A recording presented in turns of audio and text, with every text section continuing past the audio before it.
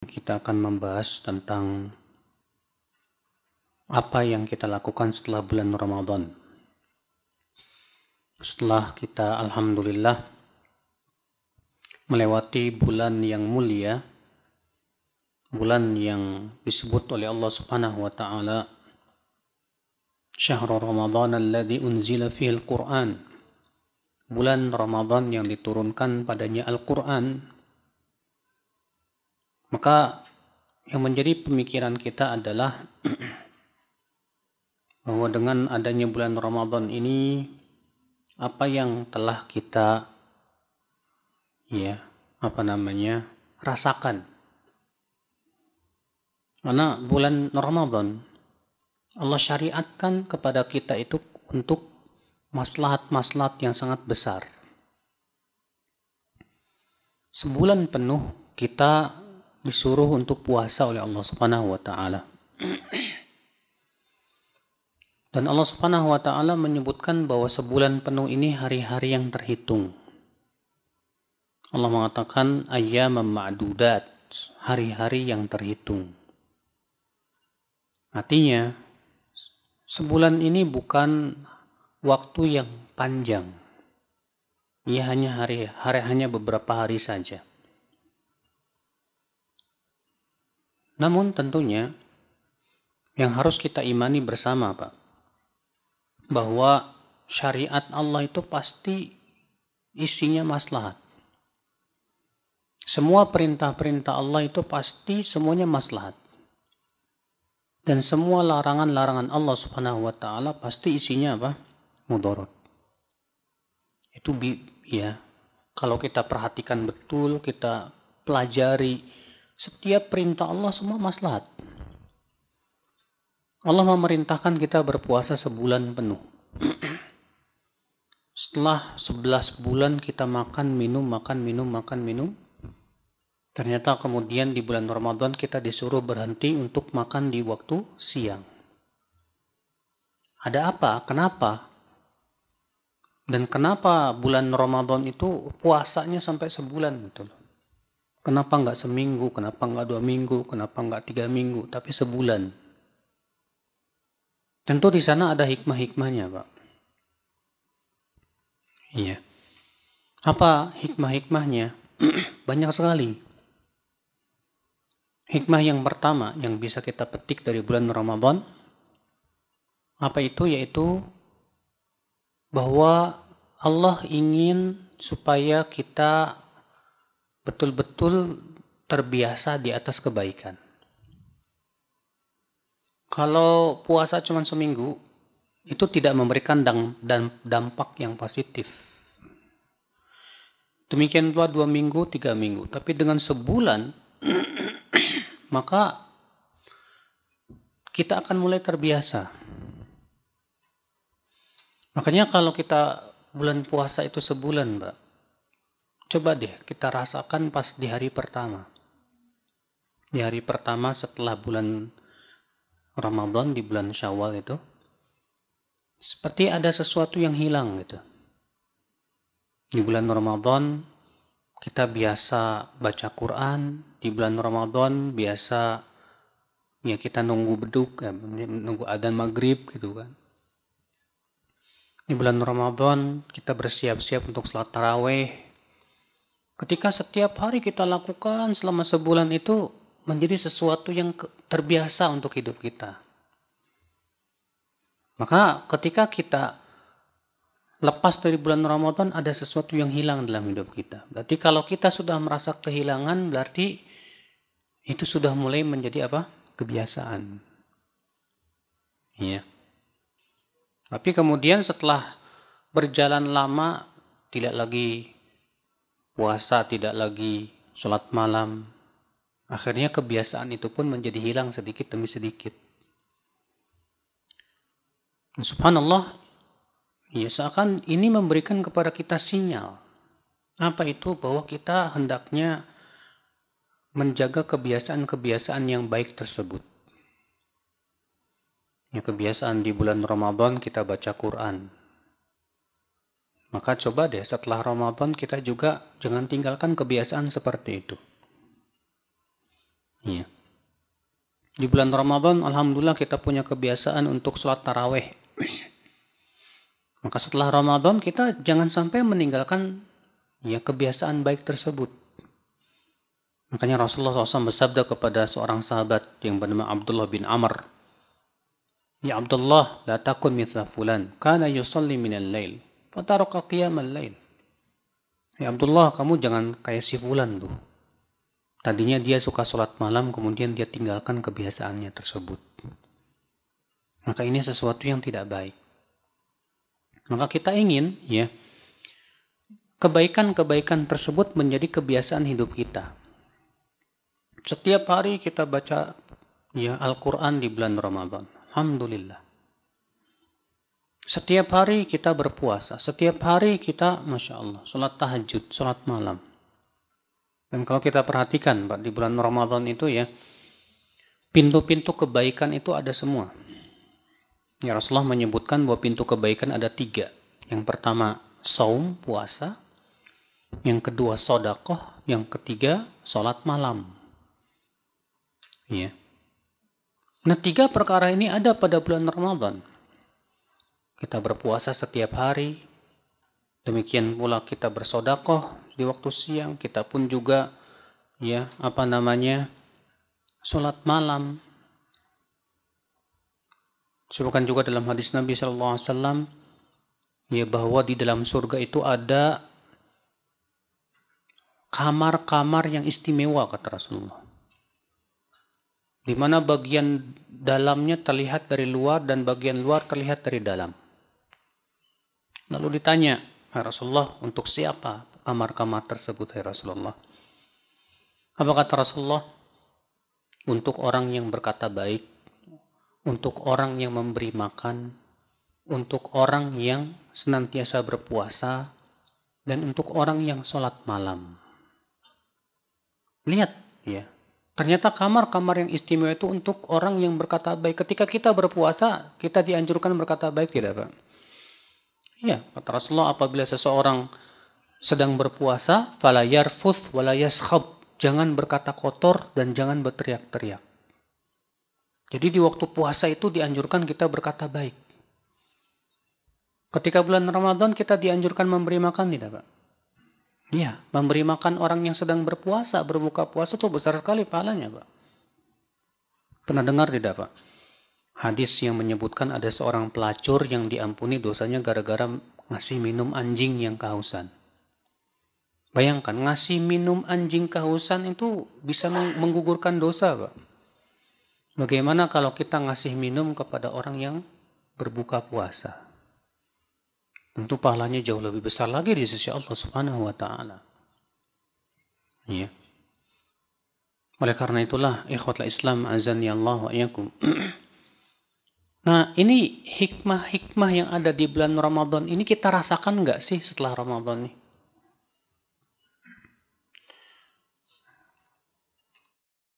Ya. Ini sebuah pertanyaan besar bagi kita, saudara-saudaraku sekalian, ikhwatul Islam azani Allah wa iyyakum. Ya, karena yang diinginkan oleh Allah Subhanahu wa Ta'ala sekali lagi dari bulan Ramadan adalah yaitu supaya kita bisa membiasakan amalan-amalan soleh dan kebaikan-kebaikan tersebut setelah selesai bulan Ramadan. Makanya kata para ulama, di antara tanda amalan soleh kita diterima, yaitu menimbulkan amalan soleh setelahnya. Jadi kalau kita beramal soleh, setelah beramal soleh menimbulkan amalan soleh lagi, itu tandanya amalan soleh kita diterima oleh Allah Subhanahu wa Ta'ala. Tapi kalau ternyata amalan soleh tersebut tidak menimbulkan amalan soleh lagi, berarti itu tandanya amalan soleh kita belum diterima oleh Allah Subhanahu wa Ta'ala. Nah sekarang setelah bulan Ramadan selesai, alhamdulillah, ada hasilnya nggak sih? Apa hasilnya yang kita rasakan coba Pak setelah Ramadan ini? Ya, alhamdulillah Ustadz, setelah Ramadan saya sholat tambah khusyuk, alhamdulillah. Alhamdulillah Ustadz, setelah Ramadan saya lebih semangat sholat malam, alhamdulillah. Alhamdulillah Ustadz, setelah Ramadan saya ya lebih semangat untuk duduk di majelis ilmu. Alhamdulillah. Berarti ada hasilnya gitu Pak. Berarti insya Allah itu tandanya amalan soleh kita selama di bulan Ramadan diterima oleh Allah Subhanahu wa Ta'ala. Maka dari itulah ya ini menjadi sebuah bahan introspeksi kita semua. Ya apakah yang kita sudah lakukan di bulan Ramadan memberikan hasil yang positif atau tidak? Jangan sampai tidak ada nilai tidak ada perkembangan, tidak ada hasil sama sekali. Sebelum Ramadan, ya sibuk sama apa? Main game. Setelah Ramadan, kembali lagi main game. Nggak ada perubahan, nggak ada. Sebelum Ramadan, ya kita banyak melakukan perbuatan-perbuatan yang tidak Allah ridhai. Setelah Ramadan selesai, balik lagi kepada perbuatan tersebut. Lalu apa hasilnya dari bulan Ramadan? Kalau begitu tidak memberikan hasil apa-apa. Tidak bisa memberikan dampak yang positif. Sementara kan kalau kita baca ayat puasa, tujuan daripada puasa sudah kita semua ketahui. Ya ayyuhalladzina amanu kutiba alaikumus siyam kama kutiba alal ladzina min qablikum la'allakum tattaqun. Wahai orang-orang yang beriman, diwajibkan atas kalian berpuasa sebagaimana diwajibkan atas orang-orang sebelum kalian agar kamu bertakwa. Artinya tujuan adanya saum Ramadan adalah supaya menghasilkan takwa. Setelah selesai Ramadan ternyata kita tidak menjadi orang yang bertakwa. Aneh. Ini tanda tanya, Pak. Jangan-jangan selama Ramadan kita tidak ikhlas, atau selama Ramadan kita maksiat jalan terus. Ada orang di bulan Ramadan gibah ya gibah. Di bulan Ramadan dusta ya dusta. Sementara Rasulullah SAW sabda apa? Man lam yada' qawla zur wal amala bih falaysa lillahi hajatun fi an yada'a ta'amahu ya syarabah. Siapa yang tidak meninggalkan berkata dusta di saat berpuasa, maka Allah tidak butuh kepada puasanya. Berarti kalau misalnya Ramadan kita tidak memberikan hasil, berarti kemarin ukur Ramadan kemana aja? Ya, baca Quran nggak pernah. Sholat taraweh ya sekali-kali aja. Terus puasa ya puasa, cuman kerjaannya apa? Ngabuburit. Ngabuburitnya gimana? Ngegame. Habis waktu buat ngegame, katanya kalau ngegame tuh nggak kerasa puasa, tiba-tiba buka aja. Akhirnya apa? Waktu habis buat hal-hal yang tidak ada manfaatnya. Maka bagaimana puasa seperti ini akan menghasilkan? Tidak bisa. Ikhwata Islam azani Allah wa iyyakum. Makanya sekali lagi ya, menjadi sebuah bahan introspeksi kita setelah Ramadan ini adalah apa sih hasil yang kita rasakan setelah Ramadan? Ada nggak? Iya, hasil apa yang kita betul-betul terrealisasi dalam hidup kita gitu loh. Ibadah apa yang kemudian setelah Ramadan menjadi sebuah kebiasaan buat kita. Kangen nggak sih antum dengan bacaan Quran yang antum lantunkan waktu di Ramadan? Kalau antum merasa kangen, baca Quran, Masya Allah. Alhamdulillah. Ikhwata Islam azani Allah wa iyyakum. Ini ya, bahan introspeksi yang pertama, Pak. Ya, yaitu apakah Ramadan ini sudah memberikan hasil kepada kita atau tidak? Apa manfaat yang kita rasakan dari bulan Ramadan? Ya. Jawabannya silahkan Bapak sendiri yang bisa tentang diri kita sendiri, Pak. Saya tidak bicara tentang siapapun juga, tapi kita semua harus introspeksi. Apa yang bisa kita ambil manfaatnya dari bulan Ramadan? Yang kedua, Pak, yang menjadi sebuah bahan introspeksi kita ya setelah Ramadan ini, ikhwatul Islam, saudara-saudaraku sekalian. Iya. Apa itu? Yaitu akankah kita berusaha semaksimal mungkin setelah Ramadan ini, Pak? Ya.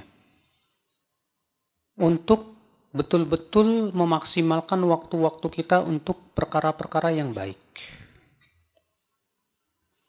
Kenapa?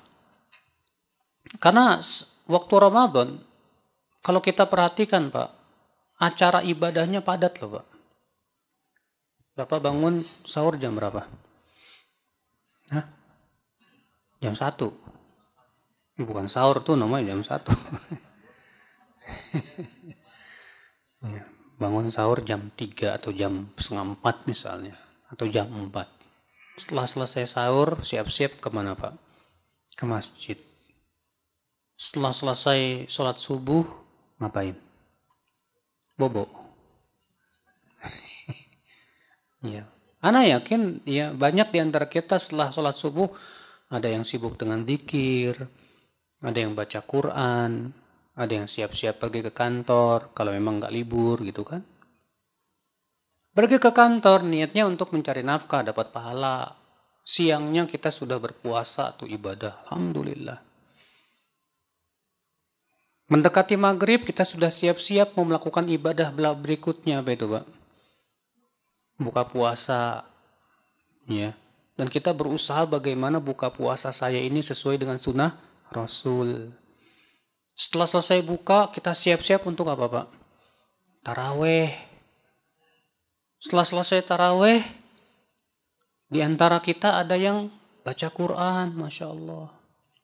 Lihat Pak, kalau kita perhatikan program kita di bulan Ramadan tuh padat dengan ibadah gitu Pak. Maka ini sebetulnya melatih kita bagaimana menjadi disiplin dengan ibadah.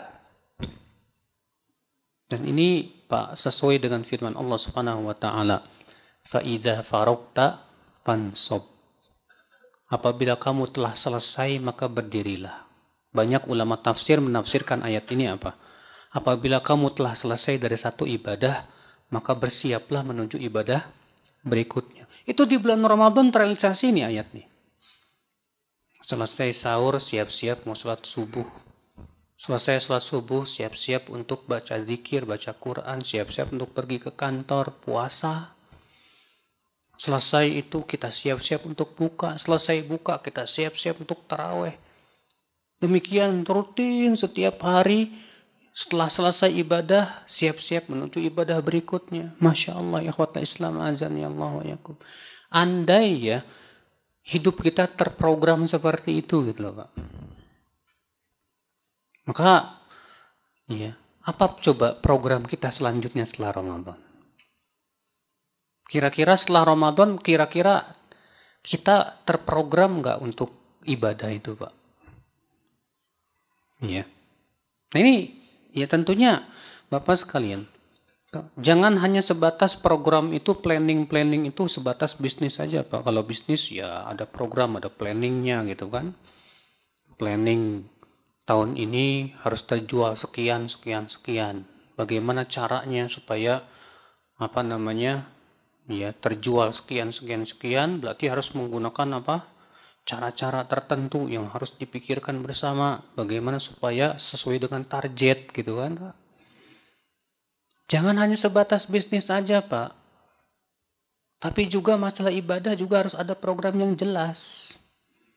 Saya kemarin waktu Ramadan khatam selama 1 bulan 2 juz misalnya. Setelah selesai Ramadan, kira-kira bisa nggak ya sebulan sekali saya tetap khatam Quran? Saya mau tanya sama Bapak, kemarin siapa di antara bapak-bapak yang khatam 2 kali selama sebulan? Ada? Hah? Ada yang khatam sekali? Sekali khatam dalam sebulan? Ada? Alhamdulillah. Ada yang gak khatam? Kebanyakan? Wah itu kebangetan Pak. Kebangetan. Iya. Seharusnya ya mengkhatam Quran itu sesuatu yang berusaha kita capai di bulan Ramadan. Kenapa? Karena kalau kita melihat salafus soleh terdahulu, mereka berlomba-lomba memperbanyak khatam Quran. Imam Syafi'i sehari sekali Pak. Setiap sehari khatam Quran. Setiap hari khatam Quran. Imam Syafi'i itu. Syekh Utsaimin 3 hari sekali. Kita berapa hari sekali? Boro-boro Ustaz. Oh ini ya payah sekali kalau begitu. Ikhwatal Islam azani Allah wa iyyakum. Ya, berarti kalau selama di bulan Ramadan kita tidak bisa membuat planning dan program ibadah, saya yakin setelah Ramadan pun kita tidak bisa memberikan planning dan program apa? Ibadah kita. Seharusnya kan kalau antum sebagai seorang pebisnis harus ada planning, Pak. Planning ke depan apa saja yang akan kita lakukan, itu kan? Nah, kemarin sebelum Ramadan antum ada planning nggak? Planning saya Ramadan kali ini saya akan khatam 5 kali khatam. Berarti kalau 5 kali 1 hari 6 juz. Gimana caranya merealisasikan 6 juz supaya bisa? Saya berarti harus mengatur waktu. Kapan saja waktu-waktu yang saya bisa? Berarti saya harus membaca Quran 1 juz berapa jam? Ada planning jelas tuh, Pak. Bagaimana caranya supaya planning itu bisa berjalan? Ya, di sana harus ada taktik-taktik yang harus kita gunakan. Kalau kita berhasil di bulan Ramadan memplanning diri kita dan memprogram diri kita untuk ibadah, insya Allah setelah Ramadan kita akan terprogram insya Allah. Benar Pak, wallah. Ikhwatul Islam azani Allah wa iyyakum. Maka ini introspeksi yang kedua, Pak. Kalau tadi yang pertama, introspeksi yang pertama adalah apa manfaat dan hasil yang kita rasakan dari bulan Ramadan. Apa yang kita rasakan? Introspeksi yang kedua adalah apa program kita setelah Ramadan. Artinya kalau kita sudah terbiasa terprogram dengan ibadah di bulan Ramadan, seharusnya kita pun juga harus sudah terprogram nanti setelah apa? Ramadan. Oke. Di depan kita apa? Ada musim-musim yang mulia. Sekarang kita bulan apa? Syawal. Setelah bulan Syawal ini ada 3 bulan berturut-turut yang merupakan bulan apa? Haram. Apa saja? Dzulqa'dah, Dzulhijjah, Muharram. Ini 3 bulan berturut-turut yang merupakan 3 bulan yang haram. Kenapa disebut 3 bulan yang haram? Karena itu bulan yang mulia. Allah Ta'ala berfirman, Inna iddata syuhuri indallahi 12 syahran fi kitabillah. Yawma khalaqas samawati wal arda minha arba'atun hurum. Dzalika ad-dinul qayyim fala tadhimu fihinna anfusakum. Sesungguhnya jumlah bulan di hari Allah menciptakan langit dan bumi ada 12 bulan kata Allah. Di antara 12 bulan itu ada 4 bulan haram. Itulah agama Allah yang lurus. Maka jangan sekali-kali kalian berbuat zolim di bulan-bulan haram. Lihat Pak, Allah melarang kita berbuat zolim di bulan haram. Bukan berarti di luar bulan haram boleh berbuat zolim. Tapi kenapa Allah mengkhususkan jangan berbuat zolim di bulan haram? Artinya kata para ulama, berbuat zolim di bulan haram dosanya lebih besar.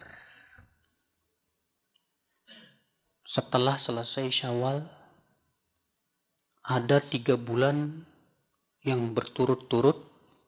Ini disebut dengan bulan apa? Haram. Berarti kita harus siap-siap nggak Pak? Siapkan diri kita untuk meninggalkan perbuatan zolim di saat itu. Karena perbuatan zalim di bulan-bulan haram dibesarkan oleh Allah Subhanahu wa taala nilai dosanya, Pak.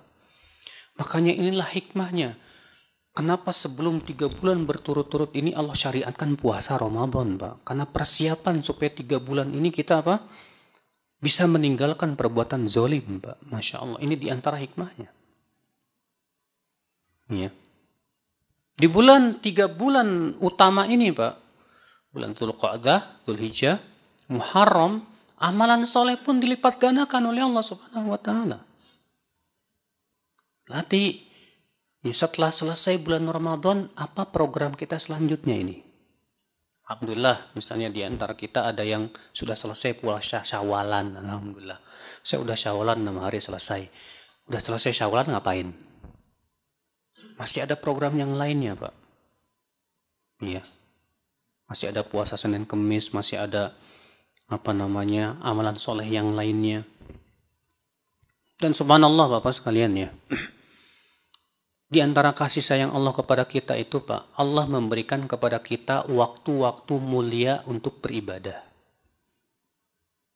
Ramadan waktu yang mulia tidak? Mulia. Bulan-bulan haram waktu yang mulia tidak Pak? Mulia. Dan di situ Pak, kita diuji dengan waktu yang mulia Pak. Kenapa? Dengan adanya waktu yang mulia, ada orang yang merugi. Di mana di waktu yang mulia justru dia berbuat maksiat. Sementara perbuatan maksiat ketika bertemu dengan waktu yang mulia, dosanya dilipat gandakan oleh Allah Subhanahu wa taala. Ada juga dengan adanya waktu yang mulia, beruntung dia, Pak. Kenapa? Karena di situ ia maksimalkan ibadah kepada Allah Subhanahu wa taala. Sehingga akhirnya apa? Amalan solehnya dilipat gandakan oleh Allah Subhanahu wa taala. Ya. Dengan adanya waktu mulia ini Pak, kita pun diuji. Diuji apa? Agar kita tahu amalan yang paling baik apa. Oke, saya mau tanya sama antum. Ramadan, di bulan Ramadan amalan terbaik apa Pak? Setelah puasa. Baca Quran. Makanya para ulama mengatakan apa? Membaca Quran di bulan Ramadan lebih utama daripada menuntut ilmu. Makanya para ulama salaf terdahulu kalau datang bulan Ramadan itu majelis taklimnya diliburin semuanya. Imam Malik kalau datang bulan Ramadan majelis hadisnya libur. Imam Ahmad, Imam Syafi'i, para ulama terdahulu maka mereka fokus di bulan Ramadan untuk apa? Baca Quran, Pak. Memperbanyak khatam Quran. Orang yang tahu seperti ini, ya, oh ternyata di bulan Ramadan ibadah yang paling utama apa? Membaca Al-Quran. Maka dia akan fokus kepada amalan paling utama tersebut. Tapi kalau orang yang tidak tahu, Pak, dia akan sibuk dengan amalan lain dan melalaikan yang lebih utama. Ada orang di bulan Ramadan malah memperbanyak kajian. Menuntut ilmu, menuntut kajian. Memang betul menuntut ilmu itu amalan yang sangat utama. Tapi untuk di bulan Ramadan, baca Quran tetap lebih utama kata para ulama. Iya. Nah sekarang nih kita akan kedatangan bulan haram nih Pak. Di bulan haram nih amalan yang paling utama apa ya? Terutama di 10 awal bulan Dzulhijjah. Yang Rasulullah SAW sebutkan, "Ma min ayyam al-amal as-salihu fihi ahabbu ila Allah min hadhil ayyamil 'ashar." Tidak ada hari-hari yang amalan soleh lebih dicintai oleh Allah dari 10 hari awal bulan Dzulhijjah ini. Apa amalan paling utama di 10 awal bulan Dzulhijjah itu Pak? Ternyata zikir. Apa itu Pak? Zikir. Zikir apa? Subhanallah, alhamdulillah, la ilaha illallah, Allahu akbar. La haula wa la quwata illa billah. Takbiran juga Allahu akbar, Allahu akbar. Itu lebih utama dari baca Quran. Memperbanyak apa? Zikir. Di hari raya tasyrik, demikian pula dianjurkan untuk memperbanyak zikir. Allah berfirman, "Wadhkurullaha fi ayyami ma'dudat." Dan berzikirlah kamu kepada Allah di hari-hari yang terhitung. Ya. Kita tahu nih. Berarti setiap ada musim waktu yang utama, di situ kita harus tahu apa amalan yang paling utama pada waktu itu. Karena waktu-waktu utama itu kan ada yang setiap hari, ada yang seminggu sekali, ada yang setahun sekali. Yang setiap hari pertama sepertiga malam. Amalan yang paling utama di saat itu apa? Salat tahajud. Yang kedua antara subuh sampai terbit matahari. Amalan yang paling utama waktu itu apa? Zikir. Yang ketiga waktu duha. Amalan yang paling utama di saat itu apa? Ada dua. Yang pertama mencari nafkah. Ya, di saat itu sangat dianjurkan sekali. Karena disebut dalam hadis Rasulullah berdoa, Allahumma barik li ummati fi bukuriha. Ya Allah, berkahi untuk umatku di waktu paginya. Yang kedua, sholat duha. Dianjurkan, tapi jangan sampai kita demi untuk sholat duha kita melalaikan tugas di kantor, yang itu merupakan amanah dan kewajiban. Ya, salah besar. Kemudian waktu yang utama setiap harinya, apalagi pada asar sampai terbenam matahari, maka amalan yang paling utama di saat itu zikir. Ya. Kemudian antara maghrib dan isya, amalan yang paling utama di saat itu apa? Memperbanyak sholat. Sebagaimana Rasulullah SAW melakukan demikian. Setelah isya, amalan yang paling utama apa? Tidur. Kenapa? Karena Rasulullah SAW tidak menyukai ngobrol setelah sholat isya. Ya. Nah, coba Pak, setiap waktu kita tahu amalan yang paling utama di saat itu apa? Ya. Di hari Jumat, amalan yang paling utama ini sebut seminggu sekali nih Pak. Ini hari yang paling mulia yang Allah ciptakan. Rasulullah SAW sabda, Sayyidul ayyam yaumul jum'ah. Sayyidnya hari itu hari Jumat. Dalam satu riwayat Rasulullah sabda, khairu yaumin tola'at alaih syams. Sebaik-baiknya hari yang matahari terbit padanya hari Jumat. Di hari Jumat amalan yang paling utama apa Pak? Sholawat. Apalagi memperbanyak ibadah sampai sholat Jumat. Ya. Apalagi memperbanyak berdoa antara asar sampai maghrib, kan itu waktu mustajab. Masya Allah. Ikhwata Islam azani Allah wa iyyakum. Iya. Adapun yang setahun sekali tadi Ramadan sudah kita sebutkan. Kita akan menghadapi 3 bulan berturut-turut ini, Dzulqa'dah, Dzulhijjah, dan Muharram. Di bulan Dzulqa'dah, di bulan Dzulhijjah, apa yang amalan yang paling utama Allah telah menentukan di situ. Ya, di antaranya yang pertama kita memperbanyak zikir. Yang kedua menjauhi maksiat. Yang ketiga yaitu kita berusaha untuk berkorban. Ya. Yang keempat, kalau kita berhaji, maka itu amalan yang paling utama untuk berhaji. Ya, ke Baitullah. Kemudian yang kelima, amalan yang utama di bulan-bulan haram apa Pak? Berpuasa. Ya, sebagaimana disebutkan dalam hadis Nabi SAW, afdalus siyami ba'da Ramadan siyamu syahrillahil muharram. Ya, puasa yang paling utama setelah Ramadan yaitu berpuasa di bulan Allah Muharram. Terjadi ikhtilaf para ulama mengenai hadis ini. Apa yang dimaksud dengan bulan Muharram? Sebagian mengatakan maksudnya di bulan Muharramnya. Maka itu puasa sunnah yang paling utama setelah apa? Ramadan. Sebagian ulama mengatakan yang dimaksud hadis ini di bulan-bulan haram.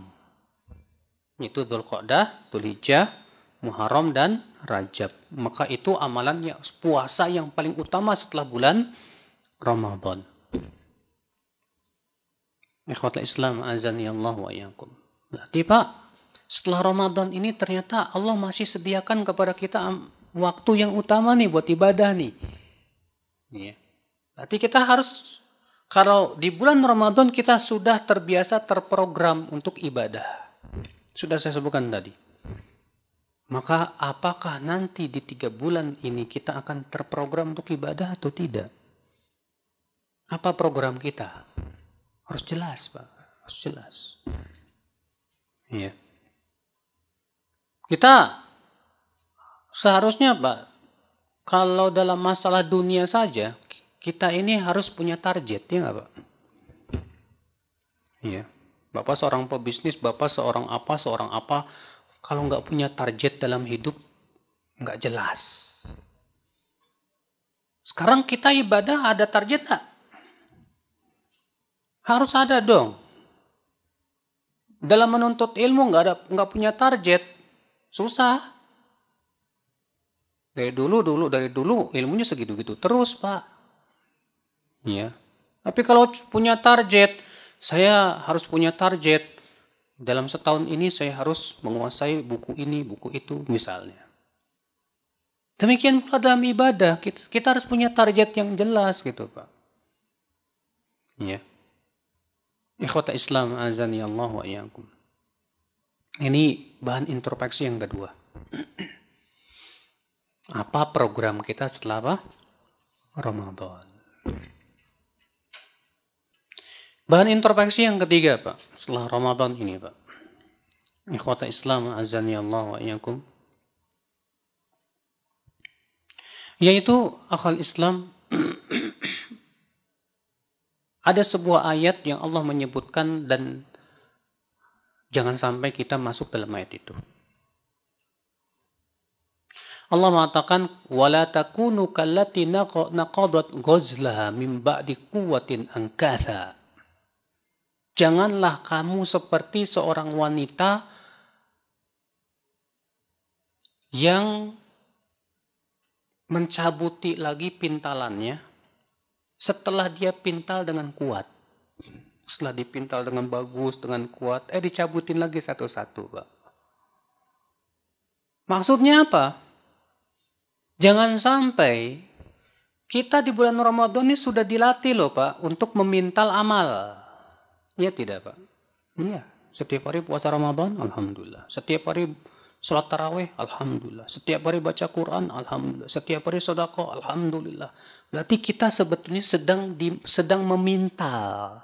Memintal apa itu? Amal. Alhamdulillah sudah terpintal sebulan penuh, sudah terpintal amal kita. Nah setelah selesai sebulan, ternyata kita cabut satu-satu. Kebiasaan kita baca Quran mulai tinggalin. Sholat tahajudnya atau sholat malamnya mulai tinggalin. Ya. Sodakohnya mulai ditinggalin. Itu sama saja kita berarti mencabuti pintalan kita sendiri, Pak. Sementara Allah mengatakan dalam ayat itu apa? Jangan kamu seperti wanita yang mencabuti pintalannya sendiri yang sudah ia pintal dengan kuat tersebut, dengan rapi. Kita tidak ingin seperti itu, ikhwatul Islam azani Allah wa iyyakum. Maka ini bahan introspeksi kita yang ketiga nih, Pak. Ya. Apakah kita masuk seperti wanita yang mencabuti pintalannya? Ataukah kita tetap menjaga kokoh pintalan yang telah kita pintal selama bulan Ramadan itu? Ya, Islam azani Allah wa iyyakum. Ya. Allah yang paling sulit itu istiqomah di atas amal. Istiqomah di atas apa? Ketaatan, Pak. Sulit, Pak. Enggak mudah, Pak. Ya, coba deh, kalau antum bisa nggak?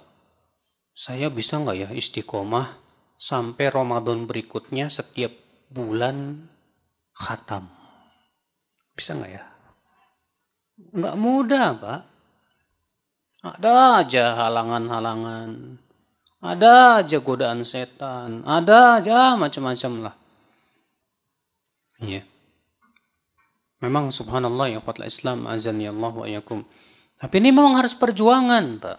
Perjuangan. Sebab kalau kita tidak berjuang untuk bisa istiqomah di atas ketaatan, bagaimana kita akan merealisasikan keinginan kita untuk wafat husnul khatimah? Sedangkan pasti setiap kita cita-citanya ingin wafat dalam keadaan apa? Husnul khatimah. Syekh Utsaimin mengatakan seseorang akan wafat di atas kebiasaannya. Coba. Sekarang kebiasaan kita apa? Kalau kita alhamdulillah berhasil membiasakan diri kita dengan ketaatan dan amalan saleh, alhamdulillah. Insya Allah kita akan wafat di atas kebiasaan tersebut. Biidznillah. Ya. Ikhwata Islam, azani Allah wa iyyakum. Ini bahan introspeksi kita yang keberapa?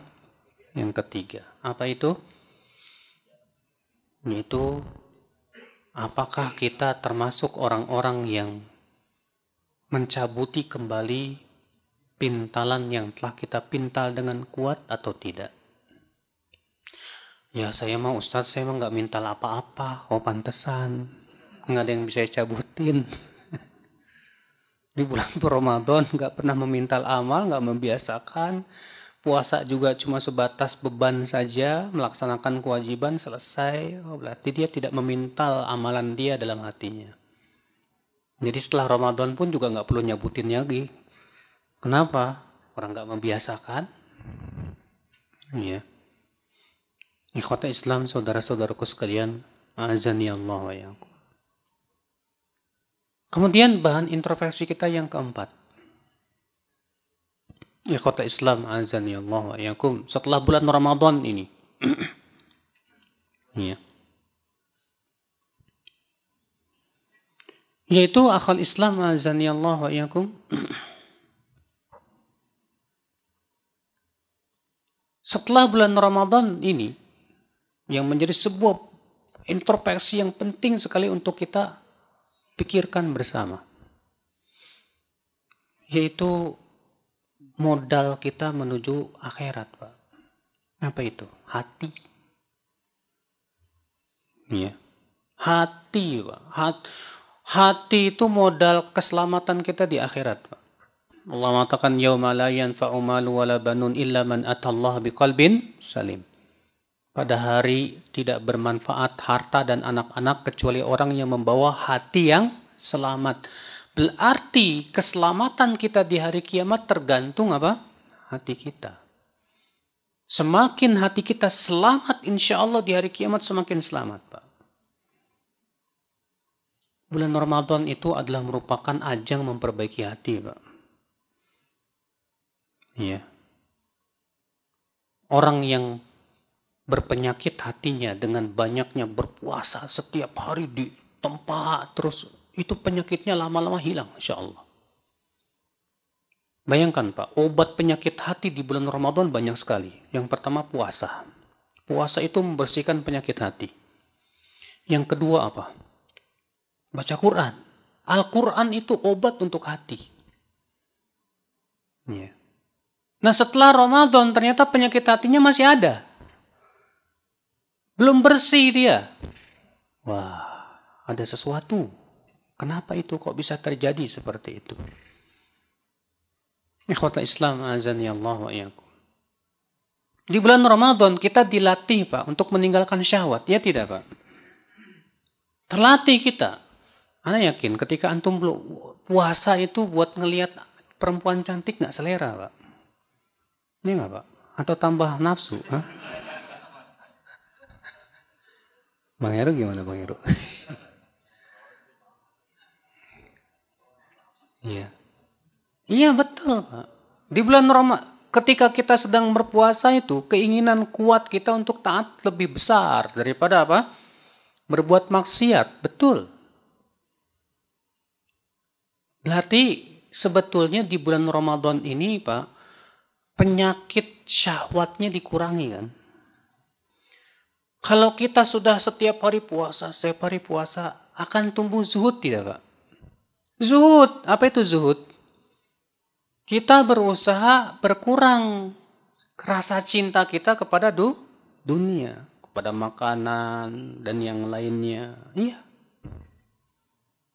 Iya. Ini betul-betul memperbaiki hati, Pak, betul. Sehingga akhirnya hati kita menjadi zuhud dan yang lainnya. Subhanallah, saudara-saudaraku sekalian, ya ini yang keempat nih yang paling agung nih. Jadi introspeksi diri kita. Penyakit-penyakit hati kita masih ada nggak setelah Ramadan nih? Ya, penyakit berupa kesombongan, ujub, cinta dunia, cinta syahwat dan yang lainnya. Memang beda ya. Pasti biasanya setelah Ramadan banyak makan lagi, syahwatnya kuat lagi, biasanya begitu, Pak. Iya. Apalagi Bapak keliling sana makan, keliling sini makan. Oh, itu syahwatnya kuat lagi, Pak. Biasanya begitu. Iya. Tapi insya Allah dengan terlatih sebulan penuh itu kita sudah paham, tahu. Iya.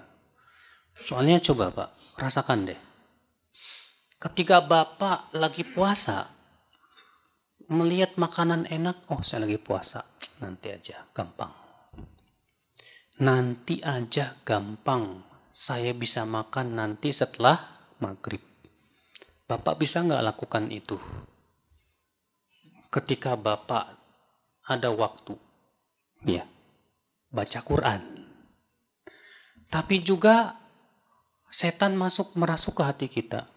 Ini gamenya mantap nih. Kita sudah terbiasa di bulan Ramadan. Gampang. Makan gampang nanti. Saya sekarang fokus ibadah. Kalau kita sudah terbiasa seharusnya kita akan berpikir seperti itu. Sekarang saya baca Quran dulu. Game gampang. Kalau seperti itu kita berhasil, Pak. Iya. Kalau antum di bulan Ramadan, Pak, baca Quran targetnya jelas. Misalnya 1 hari 2 juz. Saya yakin, Pak, orang yang nggak biasa berat, Pak. Orang yang nggak biasa untuk baca Quran 2 juz 1 hari berat nggak, Pak? Banget, Pak. Baca Quran ini kok nggak habis-habis. Ada perasaan begitu nggak, Pak? Ada. Tapi Bapak paksa, ya nggak, Pak? Dipaksa tidak sama Bapak waktu itu? Saya harus sesuai target. Ya. Sampai-sampai HP yang biasa Bapak pegang, gampang, baca Quran dulu. Bapak rasakan nggak waktu Ramadan seperti itu?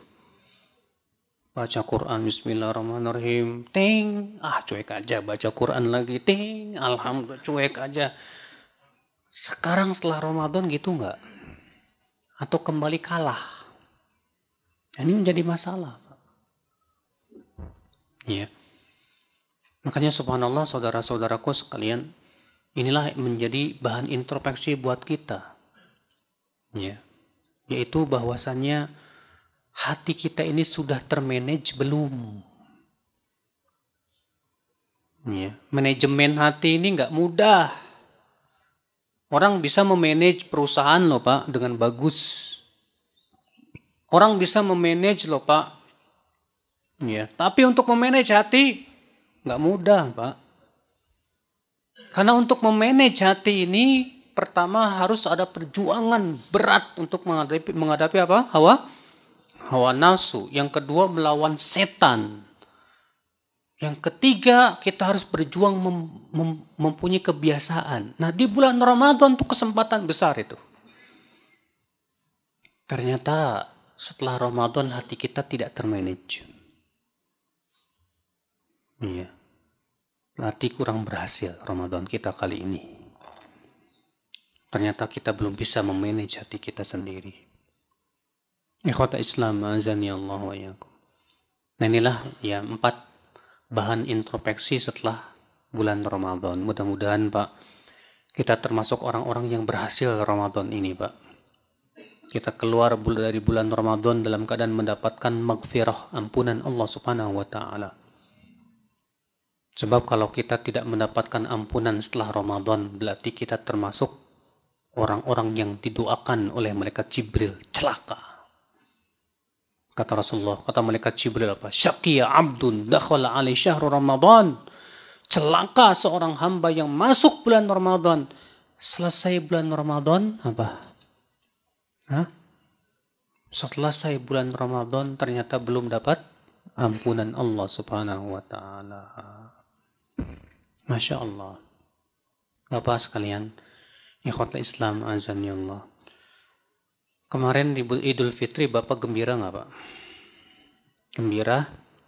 Pertanyaan saya adalah Bapak gembiranya kenapa? Nah,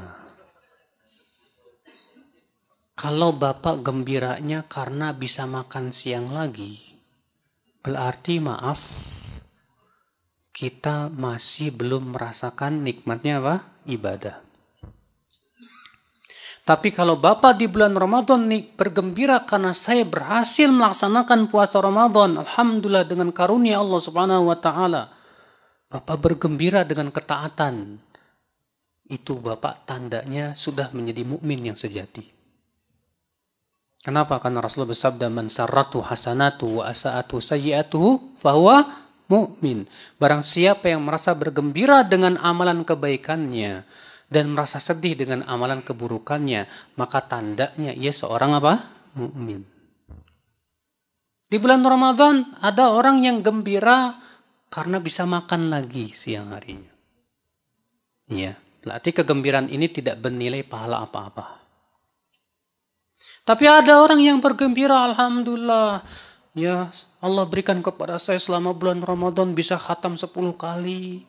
Alhamdulillah saya ya setiap di bulan Ramadan bisa infak setiap hari, saya bisa sholat tarawih, nggak pernah tinggal berjamaah. Alhamdulillah, saya bersyukur kepada Allah. Gembira benar karena Allah berikan bantuan kepada dia berupa ibadah-ibadah. Wah, ini benar nih, gembiranya benar. Makanya kan sudah saya pernah katakan, Pak, hari raya umat Islam itu selalu dikaitkan dengan ibadah, tidak, Pak? Idul Fitri dengan apa? Ramadan. Idul Adha dengan apa? Kurban dan haji, ya nggak, Pak? Seakan memberikan isyarat apa? Bahwa hendaknya kegembiraan seorang mukmin itu dikaitkan dengan apa? Ibadah.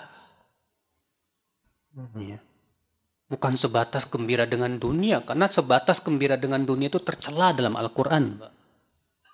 Allah mencela si Korun yang bergembira dengan sebatas dunia. Allah berfirman, "La tafrah, innallaha la yuhibbul farihin." Kamu jangan bergembira. Sesungguhnya Allah tidak suka kepada orang-orang yang bergembira. Masa nggak boleh? Allah tidak suka kepada orang bergembira? Maksudnya apa? Kata para ulama, maksudnya itu yang sebatas gembira dengan kehidupan apa? Dunia. Kenapa? Karena mukmin itu gembiranya dengan apa?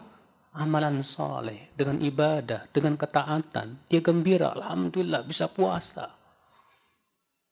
Masya Allah, Bapak sekalian. Bayangkan kalau gembira kita sudah termanage saja, Masya Allah. Selama ini gembira kita karena apa? Ya. Alhamdulillah, saya lebih gembira lagi Ustadz karena saya bisa puasa Syawal. Alhamdulillah. Ya. Saya gembira lagi Ustadz bisa melaksanakan sunnah nikah di bulan Syawal. Alhamdulillah. Ya Bang. Ikhwatal Islam azani Allah wa iyyakum.